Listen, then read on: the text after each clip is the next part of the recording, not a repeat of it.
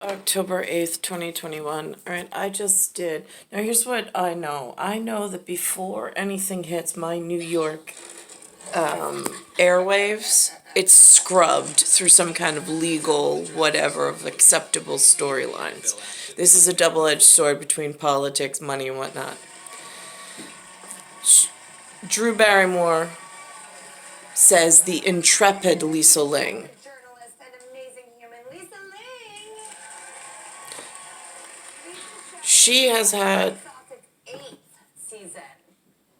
She has had a career where she was also on The View.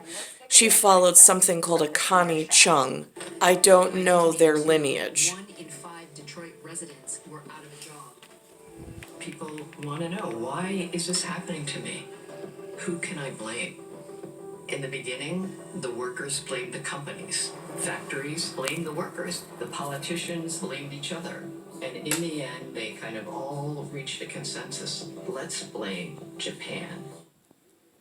Okay, so that clip sets up the scene to talk about the story of Vincent Chin, and I was wondering if you could share that with us. Yeah, so this season of This Is Life, we're doing something a little different. Because of COVID, we decided to pivot and ground each episode of the season in a moment in American history that didn't make it into the history books, and to kind of dissect it to figure out how it has impacted where we are today. And Vincent Chin was a young Chinese-American man who lived in Detroit, and Detroit during the 80s was the automobile capital of the world. And according to Lisa Ling, I have never heard this before. People were losing jobs left and right, and as Helen Zia, the journalist, said, people started blaming Japanese car manufacturers because they were producing much more fuel-efficient cars. So Vincent Chin was at a bar in Detroit. They were not fuel efficient. What their cars were made of some kind of plastic synthetic composite with chemicals and Bondo that they somehow got a hold of and then pushed because another illegal, just like the neon signs are toxic. The killers never served a day in jail or prison. They got served a $3,000 fine. They even pled guilty. And it was one of those moments in Asian American history that the community became really galvanized. That case became the first civil rights case involving an Asian American in American history. And when you look at what's happening today, over the past year and a half, since COVID became rooted in this country, so many Asians have been targeted because the origins of COVID were in China. For no reason. And we look at this story because in some ways it's No, not there's a different from reason. what happened during Here's where the reason the is. 1980s. I And have there's this Haitian-looking pattern of people discrimination and scapegoating. pushing into New York, calling themselves Colombians.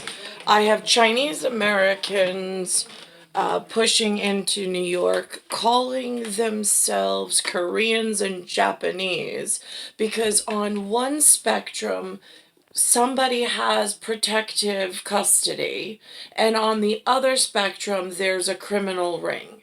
And between the opioid pushing it on something when they have to put it in a pretty box so their ancestors who are innocent can function, they make a theory up, they make an agreement, a treaty word, whatever.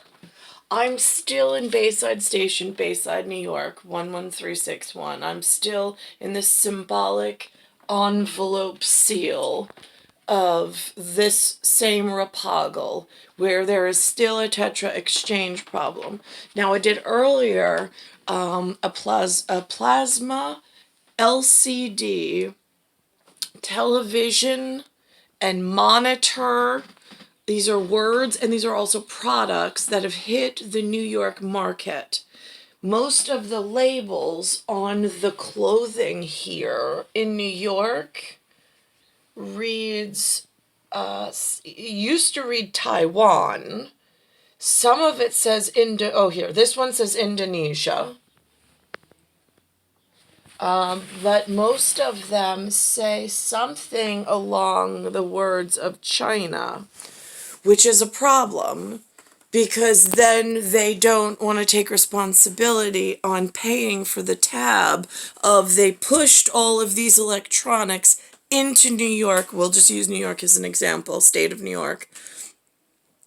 And this has a neon light gas component, very hazardous to one's health if it breaks. The gas exposes, and not just on one, but when the usefulness and the life cycle of the television, the LCD or plasma, ends, then you have tens of thousands or millions of televisions all having this toxic gas that in that quantity will change the air quality, and it will poison the human and they're breathing air.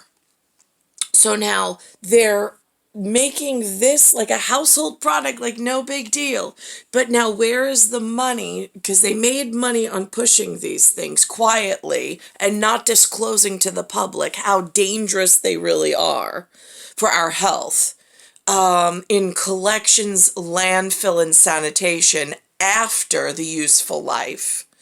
And so now, where is the money for the collection, the careful collections of the television? Because usually there's no like money in it for them to do the right thing healthy on the back end. It's the same thing with all of the vehicles. The car vehicles, though, they went from metal vehicles to a composite, like a Bondo.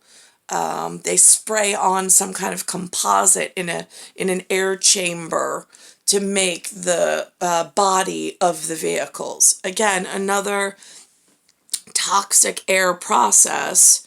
And then there's shipping involved and all sorts of things. So all of these small industry, but like, because everybody's like, well, it's just, I don't see it on my individual constitution. Right, got it. Okay, but you have an individual constitution, and then there's like 10 million of you. Now it becomes a worldwide, global epidemic, pandemic, and problem. And then everybody's claiming the race card. Like, it's like, oh, well, it wasn't us. Really? Because when it was a sales pitch, it was all you. Now that there's a legal issue tied to it, it's like, oh, no, you're targeting us. No, you are the same on the bill of sale. It's still you. It's still your people. And we're not targeting you, but we have other people being poisoned by all your good grace and your goodness of products and your ingenuity and your inventfulness and your artwork collection, right? I'm still hung Frick collection at The Hague on the inside of the museum. That's my level of cocoon. I'm like the spiritual being in the movie, featured in the movie Cocoon. That movie was made by Hollywood for a very specific communicative device and reference. Should I fall upon hard times or trouble, it's an easy way to explain spirituality without religion. Lewis learned some new word yesterday. He said it at the dinner table. I can't remember. It starts with an N-I. It's like Nithlo something or other. It sounded like Nephilim to me, but whatever. Kaidi Chang mentioned, Lisa Lang mentions Kaidi Chang was her go-to journalist. Everybody wanted to be like Kaidi Chang. I've heard of Kaidi Chang before. I don't have any idea what network. I don't follow that crap. But I also heard Lisa Lang say to Drew Barrymore that several times they've replayed it. Well, when you go into the jungles with cocaine and the dealers and that kind of journalist is much different than, and she's like, and then the other journalist was like, right, well, I only know the fashion designers and this, but that's my kind of journalism. Got it. Well, here's the thing. Some of you got more opportunity to have this exciting lifestyle and go visit the jungles of whatever. So on the recoil from the most toxic, dangerous, exposure of humans to non-natural substances. I mean, it's all part of they put it into the public, and now trying to take it back out and still maintain one's reputation is really dangerous. But then other games go along with like riling up other people and pushing things all over the place. So now that's going on. But now I know I've heard anyway in paradigm and paradigm shift, and when you by transmission bring a third party. I saw on a commercial the other day, by the way, there's a whole panel of people seated in directors' chairs. They were all in the same room. And then there was like a almost like tapestry, but a different whatever, hanging off of a rod. And from far away camera angle, it looked like everybody was in the room, the same room. But then they panned to the side with unique technological gifts that you've all enhanced yourself with, and you could see that the person that I thought was sitting in the room with all of the other ones actually wasn't. They were in a whole separate quantum mirror. They had their quantum mirror was differently set up. It was not in a physical approximation of being able to touch someone physically. They were hung on the wall like a painting, but because I was watching it from a tertiary quantum mirror, it was hard to tell until the camera angle was honest with the audience, being my tertiary audience, being the voyeur of this agreed upon disclosure that they had about what they're up to in the world outside of Bayside Station, Bayside, New York, 11361. I'm in North America for Repoggle purposes, and I'm star 1978, star 8378, Nicole Cataruso. I'm in a debris field of Oort. I say that a meteor broke up while trying to save the planet. It would be third rock from the sun, but it's O-R-T. The spiritual other, my cocoon, is labeled JMG. My mother was born initials LMG, but not to be confused. She was not present at the meeting that I had with JMG about the Great Grape, and the fact that I'm currently in what's called a rape, R-A-P-E, by several factors, none of which are benefactoring myself. And at some point, there's to mention that I somehow grew a tail. I'm pretty sure it's a peritrichous tail, and there's several of them indicative of the word peri. Air Force One, I was told, uses, I don't know, it looks like she's got a tail. Right, got it. But in a peritrichous kind of a way of microbiota, in a separate cocoon understanding and onset.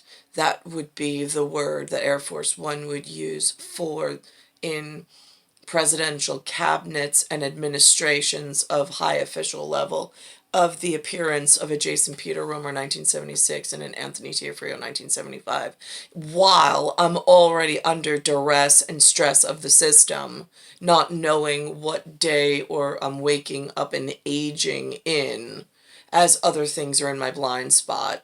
And I have blind spots everywhere because I'm already in the field, and I'm in a prisoner stance because they've blocked all of the routes for me to get to journalism, for me to get to art history, for me to get to broadcasting school, for me to get to anything that might have been important within my life frame had been blocked.